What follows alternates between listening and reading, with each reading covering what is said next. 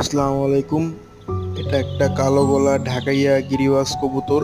এই গিরিবাজ কবুতরের ব্লাড লাইনটা ভালো। এর মাথার শেপ, এর চোখ, তারপরে এদের বডি স্ট্রাকচার সবগুলো আলহামদুলিল্লাহ ভালো।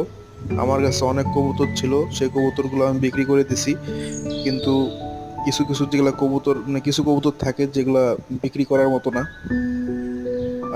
তাই এই কবুতরটা আমি রাখছি, কারণ এই কবুতরটা আমার খুব পছন্দের কবুতর। কবুতরটা দেখেই বুঝতে পারছেন।